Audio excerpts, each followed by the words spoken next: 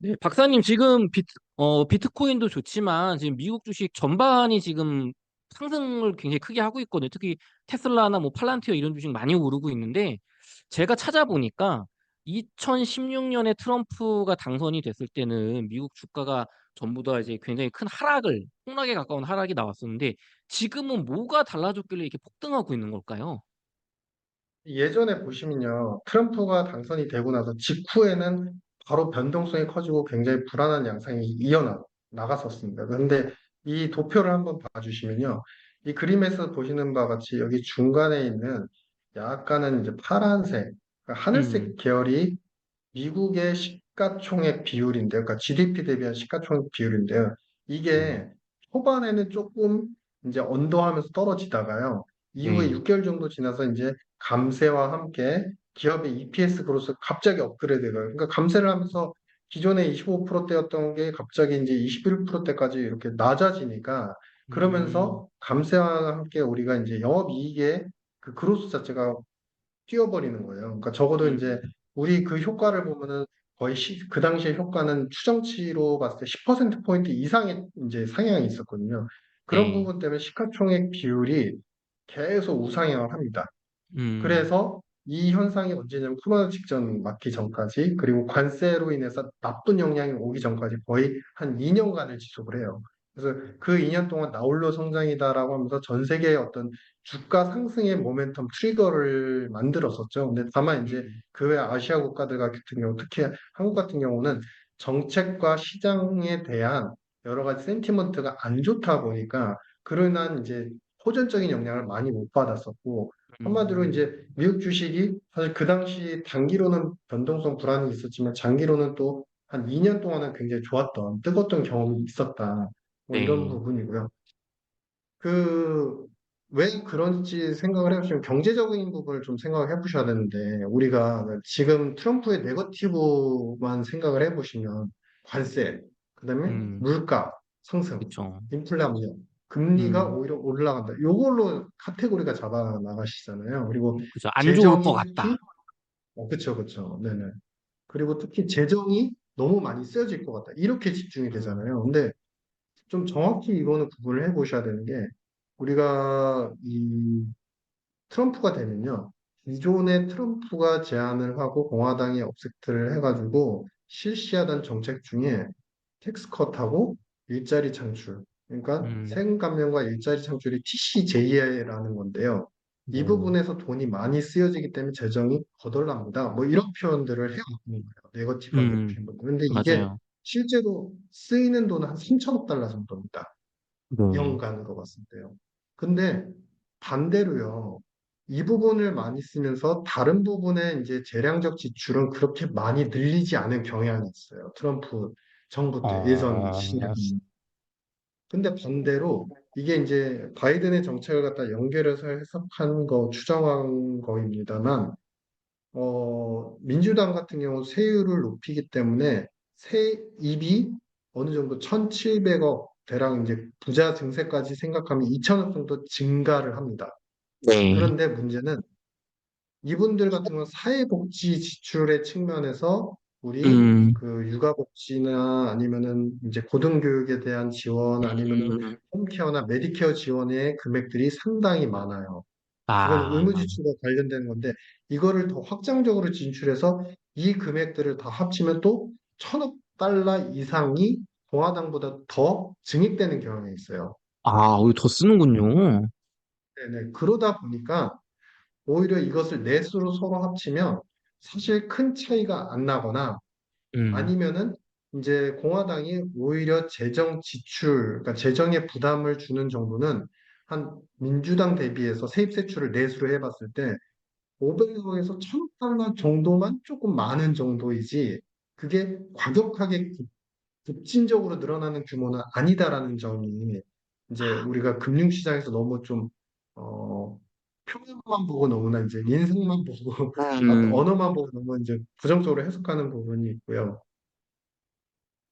특히 지금 이제 과거의 상황도 중요하지만 우리가 현재 상황이 중요하지 않습니까? 그래서 그쵸, 그쵸. 시장 금리가 많이 뛸 것 같다라는 불안감. 물론 이거는 단기간에 시장 금리가 바로 뛰지는 않을 것 같습니다. 왜냐하면 인플레이션이 처음에는 사실 트럼프가 외치는 게 전쟁 종료, 휴전이잖아요. 네. 그러면 안 그래도 원자재, 에너지 가격이 낮아져 있는데 중동발 리스크가 한 차례 또 다운그레이드가 되면 원자재 비용들은 사실 더 다운그레이드가 되면서 미국의 물가에 네거티브 하진 않을 거예요. 오히려 더 안정화시키는 데 큰 기여를 할 겁니다. 음, 다만 2년 정도 지났을 땐 이민자들을 계속 내쫓거나 아니면 이민자 압박 정책을 하잖아요. 그러니까 임금이 네. 올라가면서 물가가 서서히 다시 오를 수 있어요.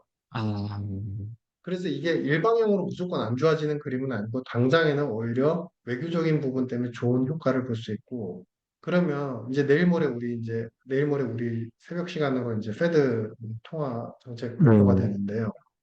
이번에 금리를 만약에 못 내리고 그냥 넘어간다 해서 시장 금리가 다시 리바운드 하기에는 미국 채권 시장을 지금 보좌하고 가장 많이 돕고 있는 기관이 딱 두 가지가 있습니다. 첫 번째는 미국 상업은행이고요. 상업은행들의 현금 가격이 4조 달러이기 때문에 여전히 미국 채권을 사기에 충분한 규모이고요. 또 음, 중요한 펀드가 있는데 두 번째 MMF죠.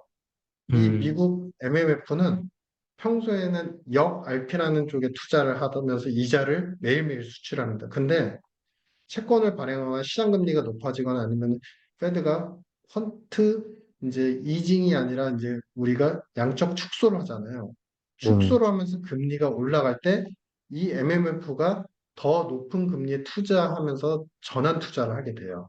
이건 음, 기능적으로 그냥 하는 거예요. 그러면 네. 이 MMF가 6조 4천억 달러 내는데 여기서 또 국채 시장을 받아주고 있거든요. 음, 출구가 된다고 해서 제가 말씀드린 요지는 금융시장적인 측면, 기관적인 측면들이 백업이 지금 되고 있고, 네. 당장에 이제 트럼프가 가장 특징적으로 발휘할 수 있는 게 외교적 컨트롤 능력이고, 그걸 우리가 일선 때도 봤기 때문에 그런 부분들이 원자재 리스크들이나 아니면은 우리가 그 공산 국가들의 연대로 인해서 음, 나타난 여러 가지 불안정성, 매일 전쟁의 어떤 불안정성을 우리가 겪었지 않습니까? 그래서 그쵸, 그런 그쵸. 부분을 경감시키면서 나타나는 심리적 센티먼트의 완화도 분명히 존재한다. 근데 다만 중기 이상으로 보면은 뭐 2년 이상 그림으로 보면 관세부터 시작해서 이민자 압박 정책이 분명히 음, 네거티브하긴 하다. 근데 당장에 모든 것이 안 좋아지는 그림은 아니다라는 것이죠. 음. 아, 그러면 오히려 내년 2025년 혹은 26년 뭐 상반기 정도까지 한 1년 6개월까지는 오히려 굉장히 뭐 소위 골디락석에서 굉장히 주식시장이나 경제 전반적으로 좋은 그런 그림이 나타날 수 있다고 보시는 건가요, 박사님? 최소한 2년 정도는 나타날 수 있다라고 보고요. 그러니까 우리가 이제 지난번 비농업 고용이 1만 2천 나오니까 사실 충격이 좀 있긴 있었습니다. 그런데 이제 그러한 해석들이 페드가 어느 정도 그 여러 가지 물가에 대한 충격들을 그렇게 많이 받지 않고 페드도 음, 금리 인하 기조를 저는 천천히 할 거라고 생각하거든요. 그러니까 금리 네. 이자 기조를 유지할 수 있다는 측면에서 골디락스의 하나의 조건이 또 형성이 되는 거고요.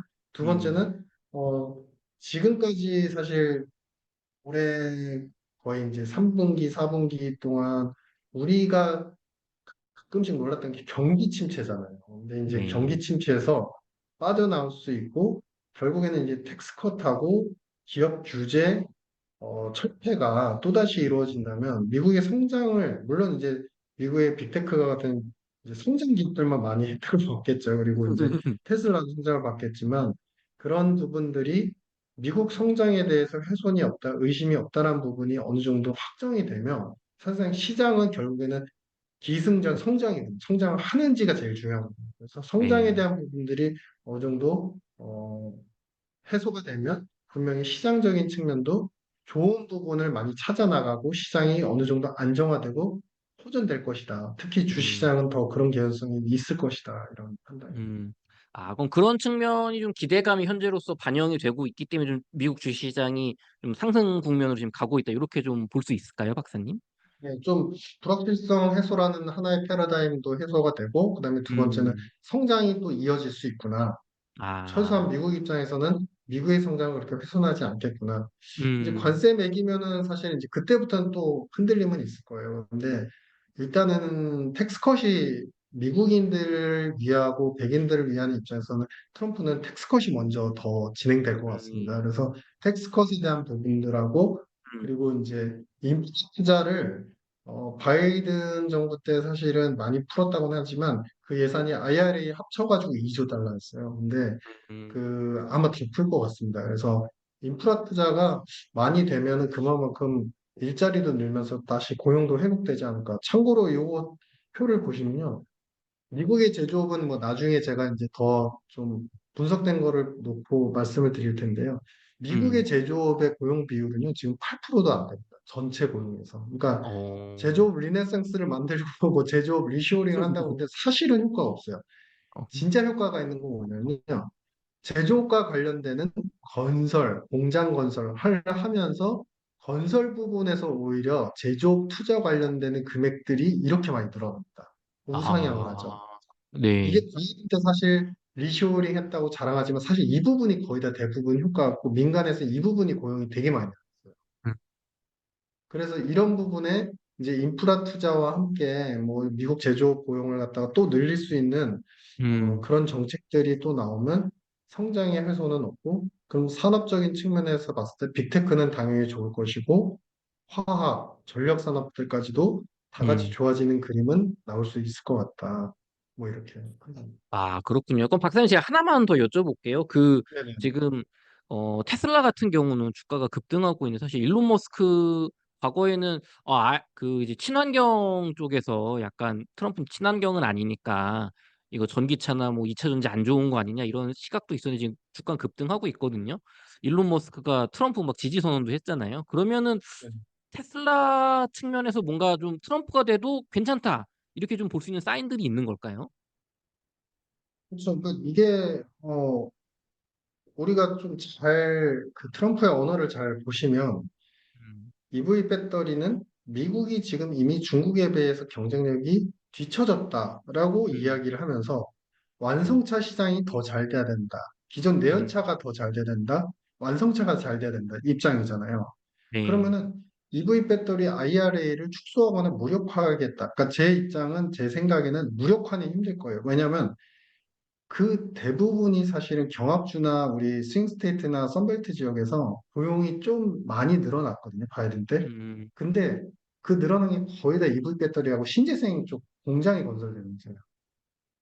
그래서 거기를 만약에 완전히 무력화하거나 해손 공장 폐쇄가 들어가면 아마 여론은 급격하게 돌아갈 겁니다. 돌아설 겁니다. 음. 그래서 이제 최소화하거나 더 증액을 못 시키는 거고, 근데 이제 완성차니까 테슬라는 배터리도 만들고 자체 생산을 하겠다 선언했지만 기본적인 프레임 자체가 완성차잖아요. 전기차 완성차 업체잖아요. 그러니까 그쵸, 그런 그쵸. 부분에서 어느 정도 이제 그 호전적인 이제 경향성들이 정부하고도 대통령하고도 연결될 거다라는 해석이 있을 것 같고 참고로 음. 이거는 여러분들이 더 잘 아시겠지만 테슬라는 이제 전기차로만 보진 않지 않습니까? 그러니까 그쵸. 인공위성, 그다음에 우주 결국에는 음. 이제 트럼프가 요구하는 것도 방위산업, 그다음에 강한 미국, 더 나은 미국에서 제일 중요한 게 방위산업과 국방의 그 그쵸. 강력함이거든요. 리더십이거든요. 그래서 네. 그런 부분이 결국엔 인공위성 게임이 돼요. 그러니까 예전 미소 냉전 음. 시대에서도 결국엔 인공위성 누가 더 많이 쌓아 올려서 누가 더 음. 잘 감시하고 정보를 누가 많이 획득하냐거든요. 그러니까 그런 입장에선 테슬라는 충분히 역량이 있고 이미 이제 어느 정도 테스트가 됐기 때문에 음. 그래서 이제 그냥 EV 배터리는 신재생 기업으로 인식되지 않는 부분들, 더 확장적으로 음. 지금 보이는 부분들이 이제 아마 큰 수혜로 생각되는 게 아닐까라고 판단이 됩니다. 아, 그렇군요. 박사님 좀 긴 시간 동안 많은 질문 답변해 주셔서 감사하고요. 또 이제 웅달 대표님이나 또 다시 한번 모셔가지고 또 이제 우리나라 주식 시장이나 조금 더 깊은 이야기 또 나눠보도록 하겠습니다. 박사님 수고 네네. 많으셨습니다. 또 뵙겠습니다. 네네. 들어주셔서 감사합니다. 감사합니다. 네, 감사합니다. 네네. 여기까지 하시죠.